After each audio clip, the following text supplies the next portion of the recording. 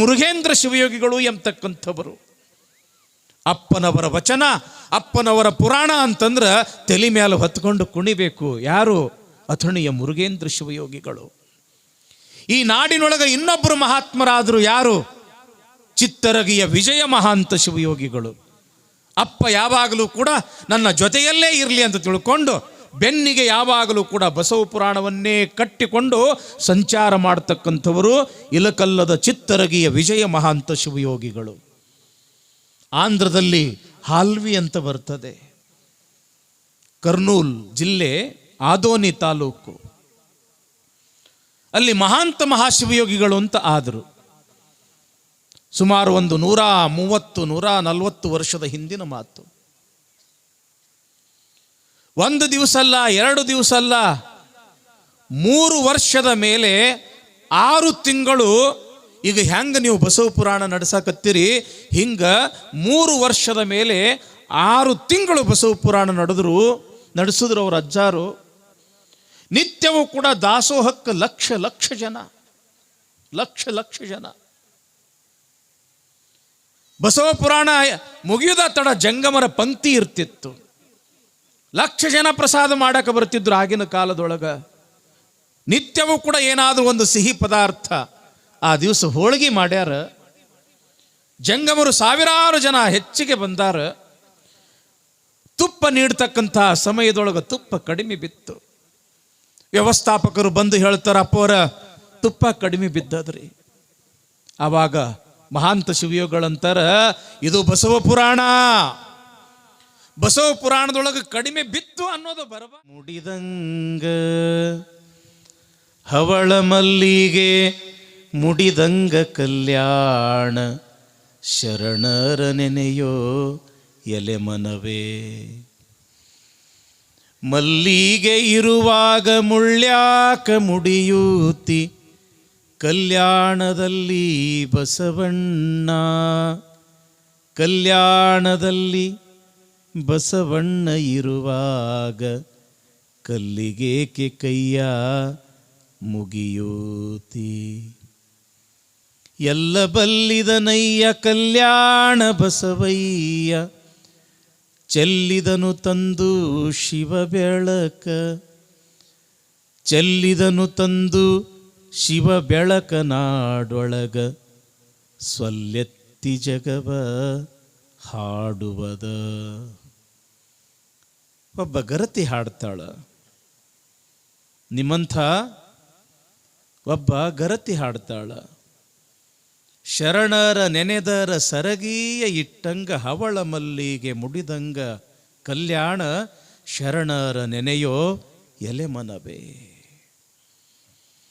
ಶರಣರು ಅಂತಂದ್ರೆ ಸಾಮಾನ್ಯರಲ್ಲ. ಈ ಭೂಮಿಯನ್ನು ಪವಿತ್ರಗೊಳಿಸಲಿಕ್ಕೆ ಅವತಾರವನ್ನು ಎತ್ತಿರ್ತಕ್ಕಂಥವರು.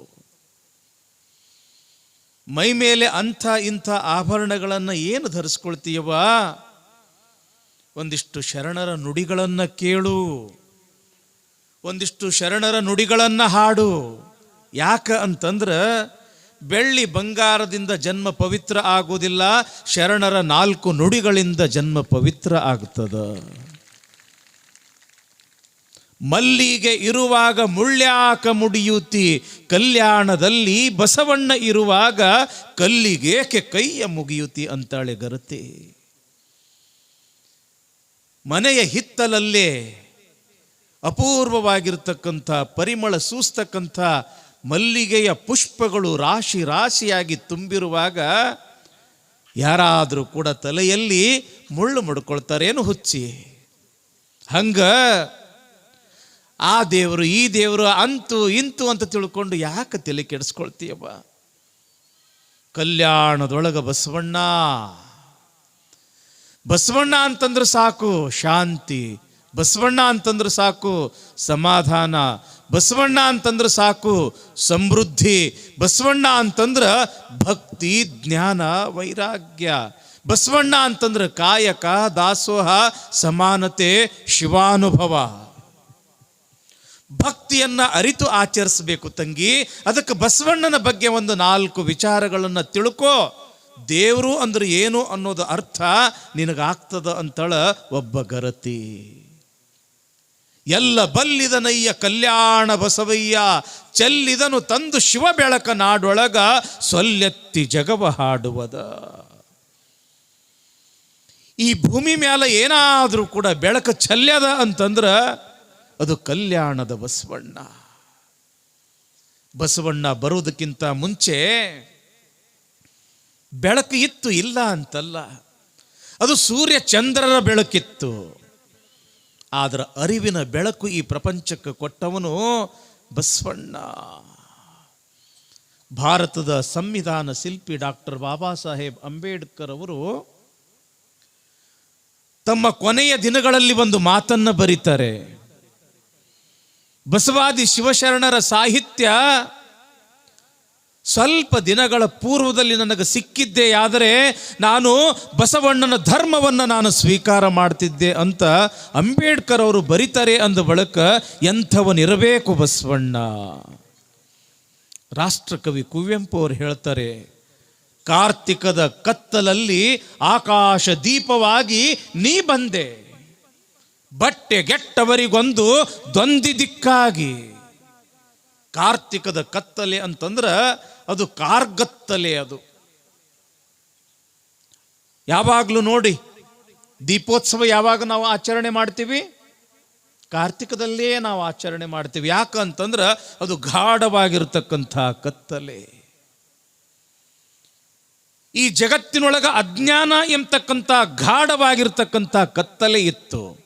ನಾನೇ ಶ್ರೇಷ್ಠ, ನಮ್ಮ ಜಾತಿನೇ ಶ್ರೇಷ್ಠ, ನಮಗಿಂತ ದೊಡ್ಡವರು ಯಾರೂ ಇಲ್ಲ ಎಂಬತಕ್ಕಂಥ ಒಂದು ಮೌಢ್ಯತೆಯಿಂದ ಕೂಡಿರ್ತಕ್ಕಂಥ ಒಂದು ಕತ್ತಲೆ ಇತ್ತು. ಅಂಥ ಸಂದರ್ಭದೊಳಗ ಬಸವಣ್ಣ ಬೆಳಕಾಗಿ ಬಂದ. ನಾವೆಲ್ಲರೂ ಕೂಡ ಪರಮಾತ್ಮನ ಮಕ್ಕಳಪ್ಪ, ನಾವೆಲ್ಲರೂ ಕೂಡ ಒಂದೇ ಅಪ್ಪ. ಎಲ್ಲರಿಗೂ ಕೂಡ ಬೆಳಕನ್ನ ಕೊಡ್ತಕ್ಕಂಥ ಸೂರ್ಯನೂ ಒಬ್ಬನೇ, ಚಂದ್ರನೂ ಕೂಡ ಒಬ್ಬನೇ.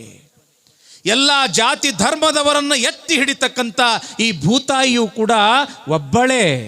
ಬೀಸ್ತಕ್ಕಂಥ ಗಾಳಿ ಒಂದೇ ಅದ, ಕುಡಿತಕ್ಕಂಥ ನೀರು ಕೂಡ ಒಂದೇ ಅದ. ಅಂದ ಬಳಿಕ ಯಾಕೆ ನಾವು ಭೇದ ಭಾವ ಮಾಡಿ ಜಗಳಾಡ್ಬೇಕಪ್ಪ?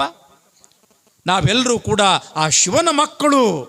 ಇವನಾರವ ಇವನಾರವ ಇವನಾರವ ಎಂದೆನಿಸದಿರಯ್ಯ, ಇವ ನಮ್ಮವ ಇವ ನಮ್ಮವ ಇವ ನಮ್ಮವ ಎಂದೆನಿಸಯ್ಯ, ಕೂಡಲ ಸಂಗಮ ದೇವ ಇವ ನಿಮ್ಮ ಮಹಾಮನೆಯ ಮಗನೆಂದೆನಿಸಯ್ಯ ಎಂಬತಕ್ಕಂಥ ಒಂದು ವಿಶಾಲವಾಗಿರ್ತಕ್ಕಂಥ ತತ್ವ ಈ ಭೂಮಿಗೆ ಬಿತ್ತಿದವನು ಬಸವಣ್ಣ. ಹೀಗಾಗಿ ಒಮ್ಮೆ 1924ನೇ ಇಸ್ವಿ ಬೆಳಗಾವ್ ಕಾಂಗ್ರೆಸ್ ಅಧಿವೇಶನ, ಮಹಾತ್ಮ ಗಾಂಧೀಜಿಯವರು ಬಂದಿರತಕ್ಕಂಥ ಸಂದರ್ಭ. ಲಕ್ಷ ಜನ ಸೇರಿದ್ದಾರೆ. ಎಲ್ಲರೂ ಬರೋರು, ಮಹಾತ್ಮಾಜಿ ಊಟದ ವ್ಯವಸ್ಥೆ ಬಹಳ ಚಲೋ ಇತ್ತು, ಊಟದ ವ್ಯವಸ್ಥೆ ಬಹಳ ಚಲೋ ಇತ್ತು. ಎಲ್ಲರೂ ಬರೋರು ಹೇಳೋರು ಮಹಾತ್ಮ ಗಾಂಧೀಜಿಯವರಿಗೆ ಬಹಳ ಸಂತೋಷ ಆಯಿತು. ಆವಾಗ ಕರೆದು ಕೇಳ್ತಾರೆ ಅಲ್ಲಿರ್ತಕ್ಕಂಥ ವ್ಯವಸ್ಥಾಪಕರಿಗೆ, ಈ ಹಿಂದೆ ನಾವು ಸಾಕಷ್ಟು ಅಧಿವೇಶನಗಳನ್ನು ಮಾಡಿದ್ದೀವಿ, ಎಲ್ಲ ಕಡೆಗೆ ಊಟದ ವ್ಯವಸ್ಥೆ ಭಾಳ ಅಸ್ತವ್ಯಸ್ತ ಆಗಿತ್ತು, ಬಂದವರೆಲ್ಲ ಹೇಳತ್ತಾರೆ ಊಟದ ವ್ಯವಸ್ಥೆ ಭಾಳ ಚಲೋ ಇತ್ತು ಅಂತ.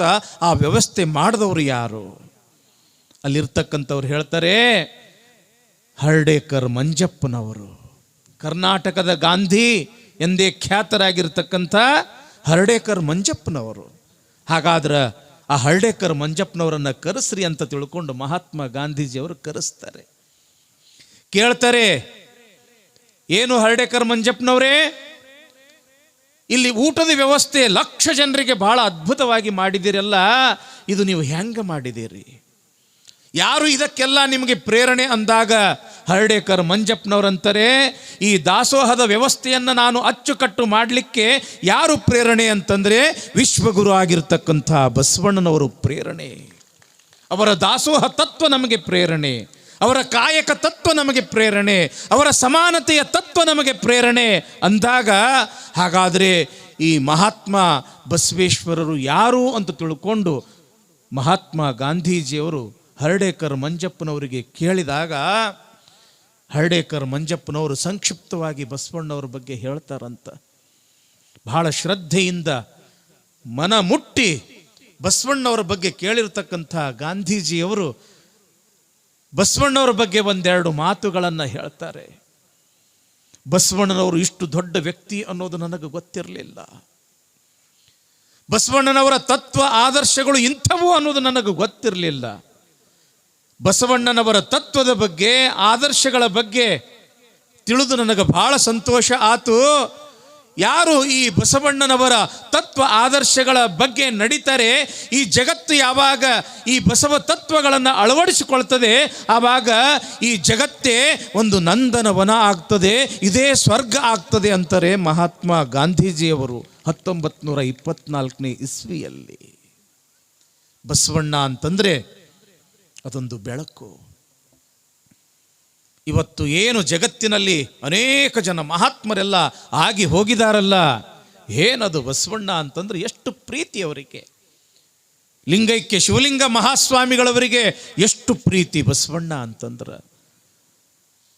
ಶಿವಲಿಂಗ ಮಹಾಸ್ವಾಮಿಗಳ ಗುರುಗಳಾಗಿರ್ತಕ್ಕಂಥ ಹಾನಗಲ್ಲ ಕುಮಾರಸ್ವಾಮಿಗಳವರಿಗೆ ಎಷ್ಟು ಪ್ರೀತಿ ಬಸವಣ್ಣ ಅಂತಂದ್ರೆ.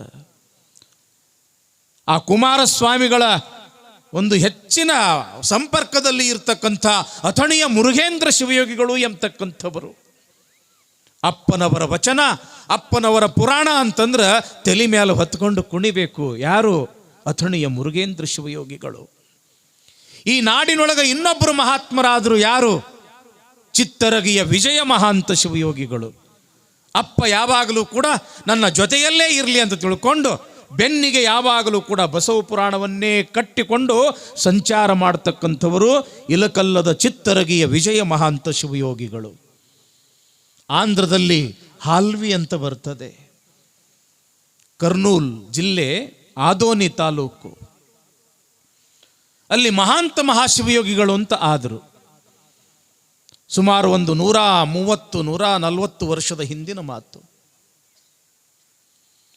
ಒಂದು ದಿವಸ ಅಲ್ಲ, 2 ದಿವಸ ಅಲ್ಲ, 3 ವರ್ಷದ ಮೇಲೆ 6 ತಿಂಗಳು. ಈಗ ಹೆಂಗೆ ನೀವು ಬಸವ ಪುರಾಣ ನಡೆಸಕತ್ತೀರಿ, ಹಿಂಗೆ 3 ವರ್ಷದ ಮೇಲೆ 6 ತಿಂಗಳು ಬಸವ ಪುರಾಣ ನಡೆಸಿದ್ರು ಅವ್ರ ಅಜ್ಜಾರು. ನಿತ್ಯವೂ ಕೂಡ ದಾಸೋಹಕ್ಕೆ ಲಕ್ಷ ಜನ. ಬಸವ ಪುರಾಣ ಮುಗಿಯುವುದ ತಡ ಜಂಗಮರ ಪಂಕ್ತಿ ಇರ್ತಿತ್ತು. 1,00,000 ಜನ ಪ್ರಸಾದ ಮಾಡಕ್ಕೆ ಬರ್ತಿದ್ರು ಆಗಿನ ಕಾಲದೊಳಗ. ನಿತ್ಯವೂ ಕೂಡ ಏನಾದರೂ ಒಂದು ಸಿಹಿ ಪದಾರ್ಥ. ಆ ದಿವಸ ಹೋಳಿಗೆ ಮಾಡ್ಯಾರ. ಜಂಗಮರು ಸಾವಿರಾರು ಜನ ಹೆಚ್ಚಿಗೆ ಬಂದಾರ. ತುಪ್ಪ ನೀಡ್ತಕ್ಕಂಥ ಸಮಯದೊಳಗೆ ತುಪ್ಪ ಕಡಿಮೆ ಬಿತ್ತು. ವ್ಯವಸ್ಥಾಪಕರು ಬಂದು ಹೇಳ್ತಾರ, ಅಪ್ಪವರ ತುಪ್ಪ ಕಡಿಮೆ ಬಿದ್ದದ್ರಿ. ಆವಾಗ ಮಹಾಂತ ಶಿವಯೋಗಿಗಳಂತಾರ, ಇದು ಬಸವ ಪುರಾಣ. ಬಸವ ಪುರಾಣದೊಳಗೆ ಕಡಿಮೆ ಬಿತ್ತು ಅನ್ನೋದು ಬರಬಾರದು, ಮತ್ತು ಯಾವುದು ಕೂಡ ಕಡಿಮೆ ಆಗಲಿಕ್ಕೆ ಸಾಧ್ಯ ಇಲ್ಲ. ಹೋಗ್ರಿ, ಮಠದ ಎದುರುಗಡೆ ಇರ್ತಕ್ಕಂಥ ಬಾವಿಯೊಳಗೆ ಗಂಗಾ ಮಾತೆ ನಿಮ್ಗೆ ಆಶೀರ್ವಾದ ಮಾಡ್ತಾಳೆ, ಹೋಗಿ ತುಪ್ಪ ತಗೊಂಡು ಬರ್ರಿ ಅಂತ ತಿಳ್ಕೊಂಡು ಕೊಡಗಟ್ಟಲೆ ಆ ಬಾವಿಯಲ್ಲಿ ಇಳಿದು ನೀರು ತುಂಬಿಕೊಂಡು ಏನು ಬಂದು ನೀಡ್ತಾರ, ನೀರೆಲ್ಲ ತುಪ್ಪ ಆಗಿದ್ದು ಇವತ್ತು ಇತಿಹಾಸ. ಇಂದಿಗೂ ಕೂಡ ಆ ಬಾವಿಗೆ ತುಪ್ಪದ ಬಾವಿ ಅಂತ ಕರೀತಾರೆ ಹಾಲ್ವಿಯೊಳಗ. ಅಷ್ಟೇ ಯಾಕೆ, ಇಲ್ಲಿ ಸವದತ್ತಿ ಹೆಸರು ಕೇಳಿರಲ್ರಿಪ್ಪ. ಅಥಣಿಯ ಮುರುಘೇಂದ್ರ ಶಿವಯೋಗಿಗಳು, ಹಾನಗಲ್ಲು ಕುಮಾರ ಶಿವಯೋಗಿಗಳು ಬಂದಿರತಕ್ಕಂಥ ಸಮಯ. ಒಂದು ಸಮಯದೊಳಗೆ ಸವದತ್ತಿ ಬಸವ ಪುರಾಣ ಅಂತಂದ್ರೆ ಅದೊಂದು ಐತಿಹಾಸಿಕ ಪುರಾಣ. ಅಖಿಲ ಭಾರತ ವೀರಶೈವ ಮಹಾಸಭೆ ಸ್ಥಾಪನೆ ಆಗಬೇಕು ಅಂತ ತಿಳ್ಕೊಂಡು ತೀರ್ಮಾನ ಆಗಿದ್ದೇ ಆ ಸವದತ್ತಿಯ ಬಸವ ಪುರಾಣದೊಳಗೆ. ಅನೇಕ ಸಂಘ ಸಂಸ್ಥೆಗಳನ್ನು ಕಟ್ಟಿ, ಹಾಸ್ಟೆಲ್ಗಳನ್ನು ಸ್ಥಾಪನೆಯನ್ನು ಮಾಡಿ, ಈ ಮಕ್ಕಳಿಗೆ, ಬಡ ಮಕ್ಕಳಿಗೆ ಒಂದು ಒಳ್ಳೆಯ ವಿದ್ಯಾದಾನವನ್ನು ಕೊಡಿಸ್ಬೇಕು ಅಂತ ತೀರ್ಮಾನ ಮಾಡಿರತಕ್ಕಂಥ ಸಂದರ್ಭವೂ ಕೂಡ ಅಲ್ಲೇ. ಯಾವಾಗ ಸಾವಿರಾರು ಜನ ಪ್ರಸಾದಕ್ಕಂತ ಕುಂತಾರ, ವಿಪರೀತ ಮೋಡ ತುಂಬಿ ಬಂದು ಬಿಡ್ತಾವ. ಎಲ್ಲ ಕಡೆಗೆ ಜೋರಾಗಿ ಮಳೆ ಬರಾಕತ್ತದ. ಇನ್ನೇನು ಈ ಪ್ರಸಾದಕ್ಕೆ ಕುಂತಾರ 1000 ಜನ, ಮಳೆ ಬಂದು ಇಲ್ಲೆಲ್ಲ ಕೆಡಿಸ್ತದ ಅಂತ ತಿಳ್ಕೊಂಡು ಅಜ್ಜಾರ ಹತ್ರ ಹೋಗಿ, ಅಥಣಿ ಮುರುಘೇಂದ್ರ ಶಿವಗಳ ಹತ್ರ ಹೋಗಿ, ಬುದ್ಧಿ ಜಂಗಮರ ಪಂಕ್ತಿ ಕುಂತದ, ಸಾವಿರಾರು ಜನ ಪ್ರಸಾದಕ್ಕೆ ಕುಂತಾರ, ಮಳಿ ಬರಂಗ ಕಾಣಿಸ್ತದ್ರಿಪ್ಪ, ಭಾಳ ತೊಂದರೆ ಆಗ್ತದ. ಹಿಂಗೇನ್ರಿಪ್ಪ ಅಂತ ತಿಳ್ಕೊಂಡು ಒಳಗಿದ್ದವರ ಮಠದಾಗಿದ್ದವರ ಹೊರಗೆ ಬಂದು ಆ ಮೋಡಕ್ಕೆ ಕೈ ಮಾಡ್ತಾರಂತ. ಹೇ ಮೇಘರಾಜ, ಬಸವ ಪುರಾಣ ನಡೆದದ, ಜಂಗಮರು ದಾಸೋಹಕ್ಕೆ ಕುಂತಾರ, ಎಲ್ಲಿವರೆಗೆ ಈ ದಾಸೋಹ ಮುಗಿಯೋದಿಲ್ಲ, ಅಲ್ಲಿ ತನಕ ನೀ ಬರಬಾರ್ದಪ್ಪ ಅಂತ ಹಿಂಗೆ ಕೈ ಮಾಡಿದ್ರೆ ಸುತ್ತೆಲ್ಲ ಮಳಿ ಬೀಳ್ತದ, ಪಂಕ್ತಿಯೊಳಗೆ ಒಂದು ಹನಿಯೂ ಕೂಡ ಮಳಿ ಬರುವುದಿಲ್ಲ. ಯಾಕೆ ಹೇಳ್ತೀನಿ ಅಂತಂದ್ರೆ ಇದು ಬಸವ ಪುರಾಣ, ಇದು ಬಸವ ಪುರಾಣ. ತುಮಕೂರು ಹತ್ರ ಗುಬ್ಬಿ ಅಂತ ಬರ್ತದ, ಈಗೂ ಕೂಡ ಅದಕ್ಕೆ ಗುಬ್ಬಿ ಗುಬ್ಬಿ ಅಂತನ ಕರೀತಾರೆ. ಆದ್ರೆ ಮೊದಲು ಅದರ ಹೆಸರು ಅಮರಗುಂಡ. ಅಲ್ಲಿ ಅಮರಗುಂಡೇಶ್ವರ ದೇವಸ್ಥಾನ, ಅಲ್ಲಿ ಬಸವ ಪುರಾಣ ನಡೆದದ. ಗುಬ್ಬಿ ಮಲ್ಲಣ್ಣಾರ್ಯರು ಅಂತ ತಿಳ್ಕೊಂಡು ಬಹಳ ದೊಡ್ಡ ಮಹಾತ್ಮರು, ದೊಡ್ಡ ವಿದ್ವಾಂಸರು.